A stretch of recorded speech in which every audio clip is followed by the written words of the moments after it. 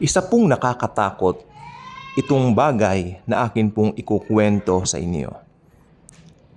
Ito po ay ikwinento ng isa pong kapatid natin sa Panginoong Hesukristo. Sila po ay mga masasabi po nating panatiko during that time na hindi pa sila mananampalataya sa Panginoong Jesus. Okay? Until syempre, sa kagandahang loob po ng Panginoon, sabi ng Bible, at just the right time, God sent His own Son, born of a woman, live under the law. Yan po si Jesus Christ. Bakit ko po sinabi ang verse na yan? Dahil may timing po ang lahat.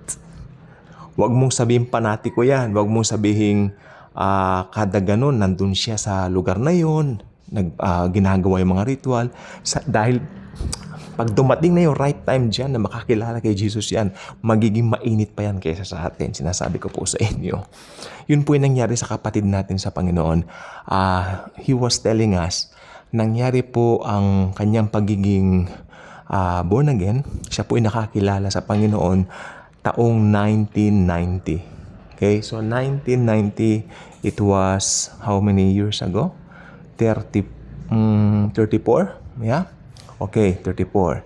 So, bago siya ma-born again, bago sila ma-born again actually, nung kanya pong family, sila po ay merong, ano ko ba sasabihin to? Santong bangkay. Alam po niyo yung santong bangkay na yan? Actually po, kung tutuusin po, itong santong bangkay na ito po ay ipinaalaga lamang po sa kanila ng kanilang panatiko din na ate.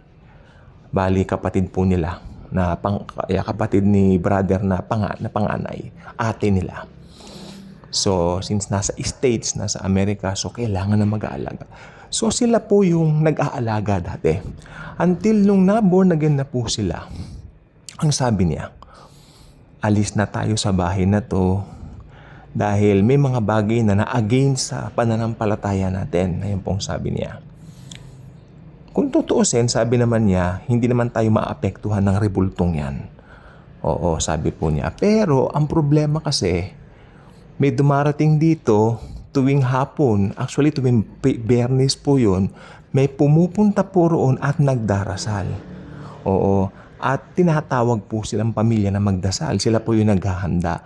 So, parang feeling po nila, sa kanila pong conviction sa kanila pong conviction, sa akin po kasi wala yun pero sa kanila may conviction sila na parang nakikihati sila sa ganong pananampalataya. Pero ang point ko naman po, maski nandoon ka, kung sa puso mo naman kasi alam na ni Lord, pero iba po ang conviction nila kung ginagalang ko yung faith nila. Okay? So, sabi niya ganon, fine. Lilipat na raw sila ng bahay. Aalis na sila dun sa dati nilang tinitirahan. Okay?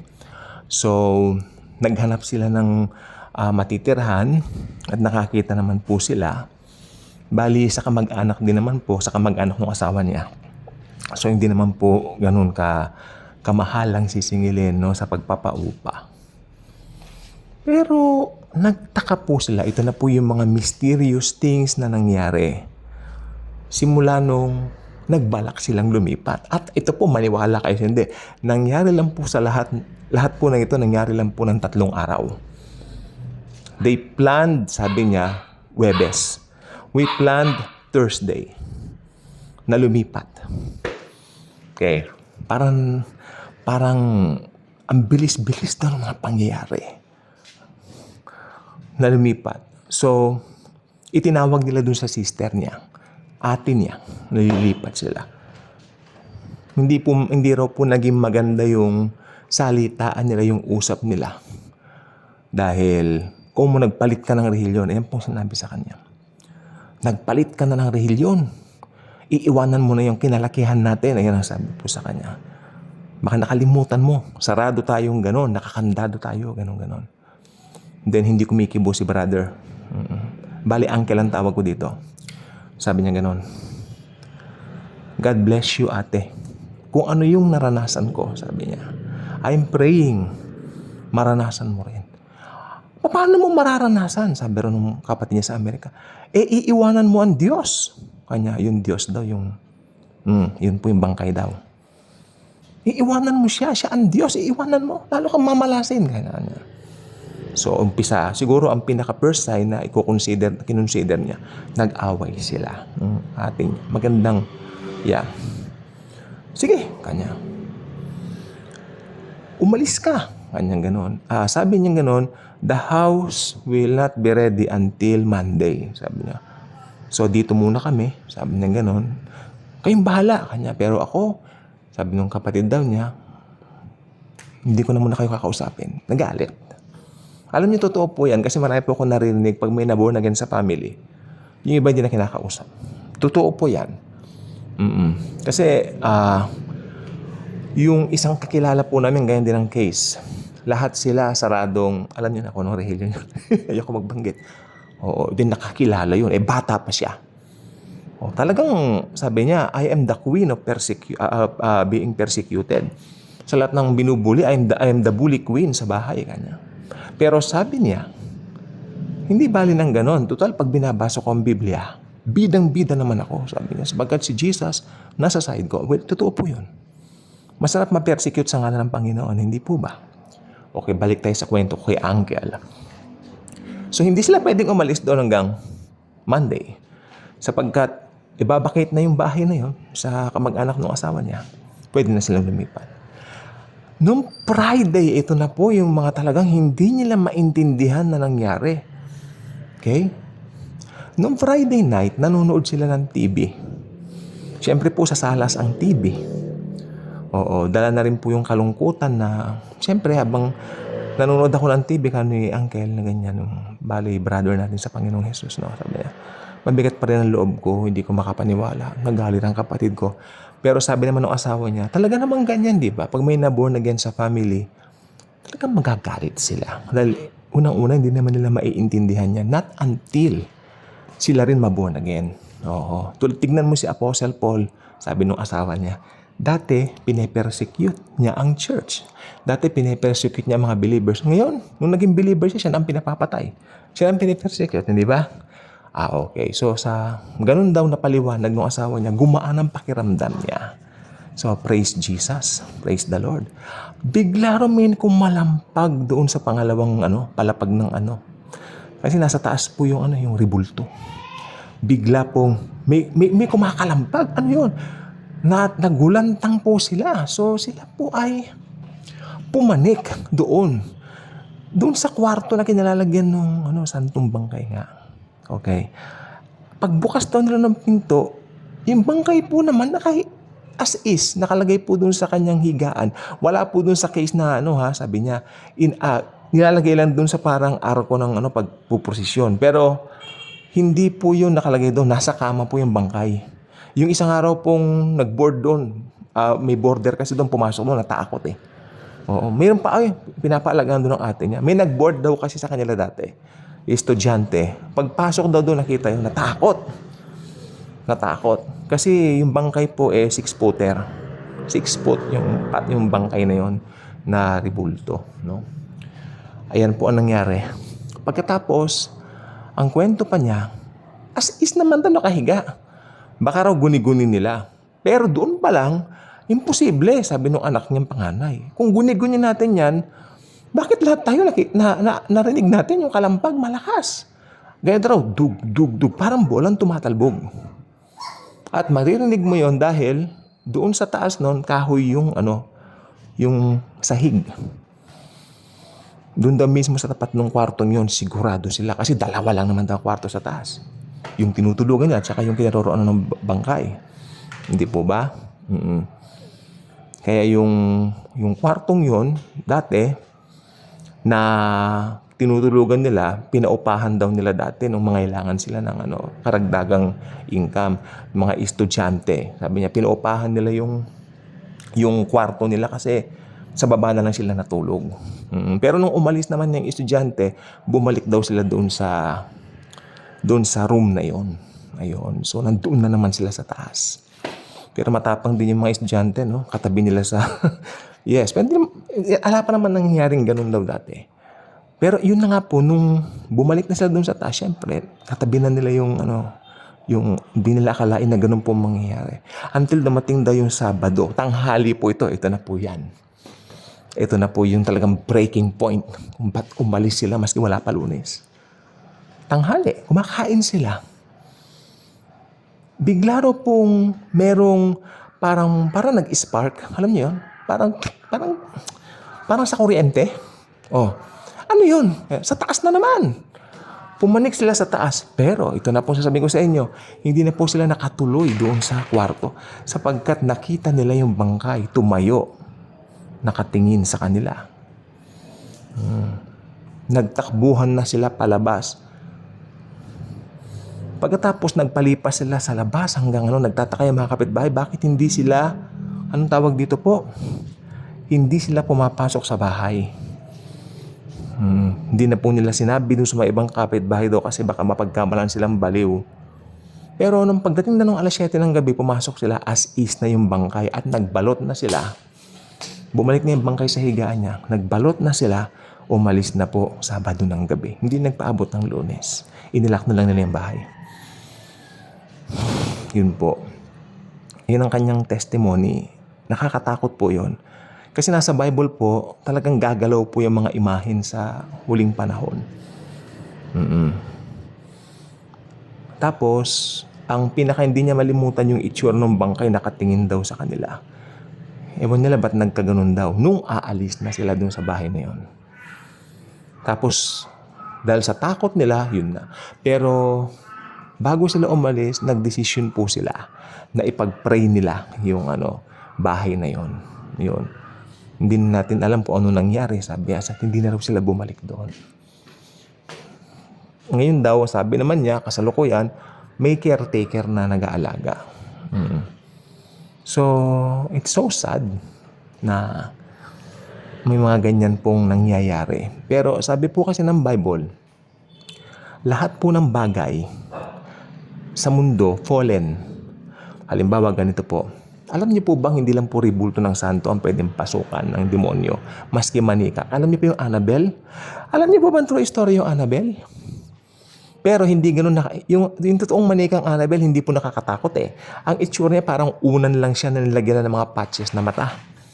Pero wag kayo, grabe raw gumawa ang devil doon sa manikang yon. Totoo po yon. Kaya ang ginawa ng bansang Amerika doon sa Annabelle, pinalagay siya sa isang lugar na kung saan hindi siya makakapanakit. Talagang ilang beses na raw yun kinukulong, nakakawala. Ganun po. Kaya sabi ko, hindi lang po santo ang pwedeng pasukan. Ngayon, ito na po, laliman natin, no? Bakit po? Ba't po sinasaniban ng, ng espiritu, yung mga santo at mga manika? Isa lang po ang sagot kasi binubuhay po ang mga yan ng dasal. May dinadasalan nila, kinakantaan nila. Pag ganun po, mabubuhay talaga yan. Pwedeng sapian yan. Para linlangin yung mga sumasamba sa kanya. Kasi kung tutuusin kami po, meron po kami mga rebulto rito, yung mga rebulto po ng mga magulang namin, ng mga, mga ninuno po namin. Mga magulang namin, born again na eh. Mga ninuno. Binilin din sa kanya. So, sabi, wala namang kaso sa amin yan. At saka pinag-pray na lahat yan. At saka believers po kami. So, may blood kami ni Jesus. So, hindi kami pwedeng galawin ng mga yan. Wala naman po akong ginagawa sa akin ng mga rebulto na yan sa amin. So, thank you, Jesus, for that.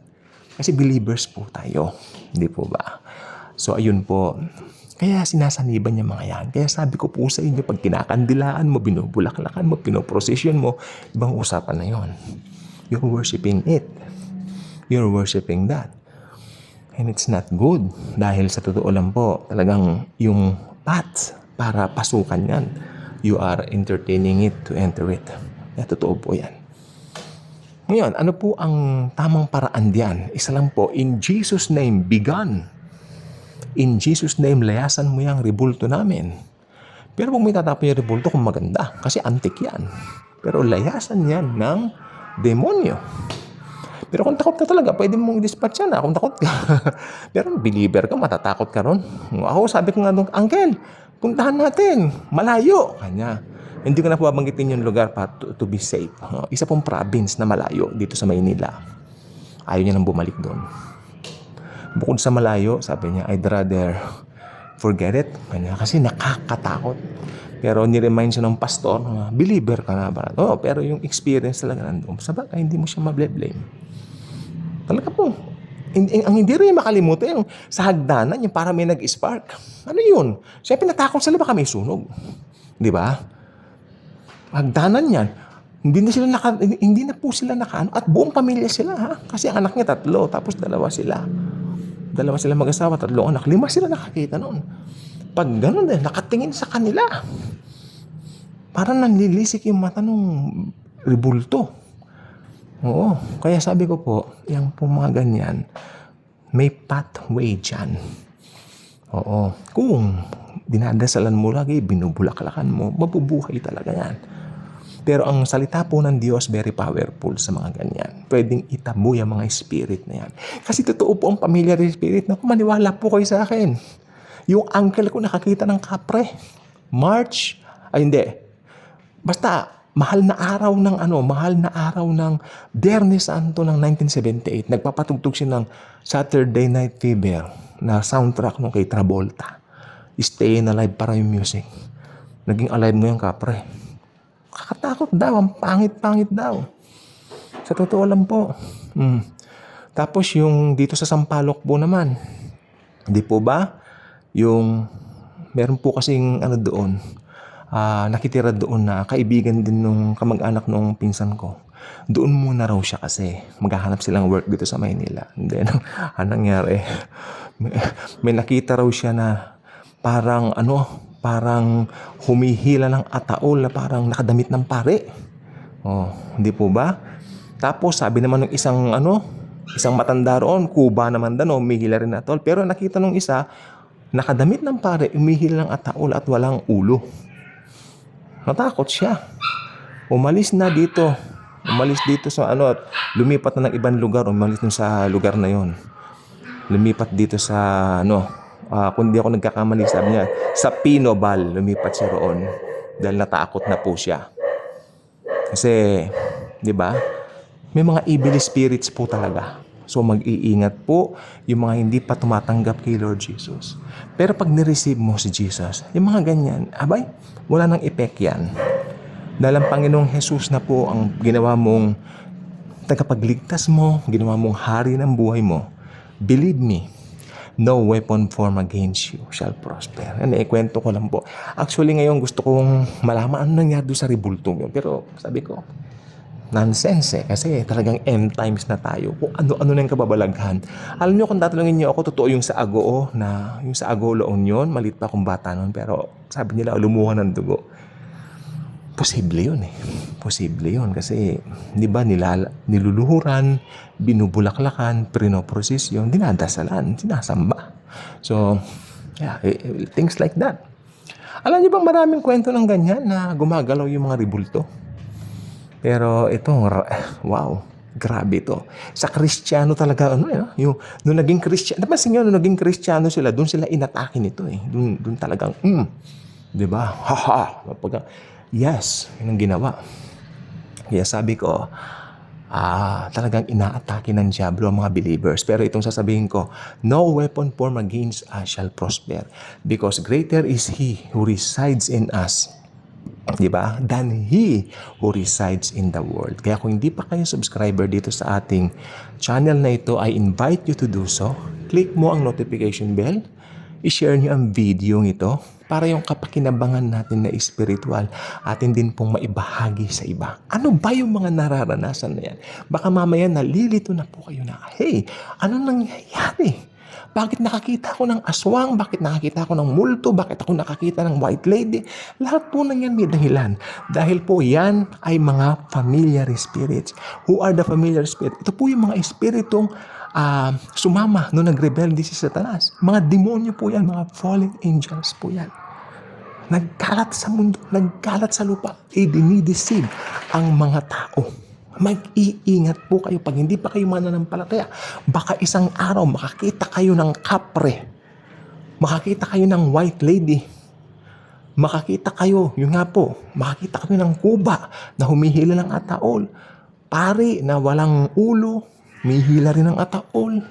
Wala, hindi nyo pwede yung matanda nga raw po Nandun din po yung lola. Bali lola ng pinsan namin yun, no? Pagbukas ng pinto, no, nakatawa yung Kastila sa kanya. Yung buhok daw niya talagang tumayo. Takot na takot siya. Sabi niya, paggising niya kinamagahan, sige, alis na ako, ayoko na rito. Sabi niya, talagang ganun po. Pero pag na kay Jesus ka na, walang imposible. Sapagkat lahat maayos. Aayusin niya kung may nananakot sa'yo at gagawin niyang mapayapa ang iyong buhay. Thank you. And Jesus truly loves us all.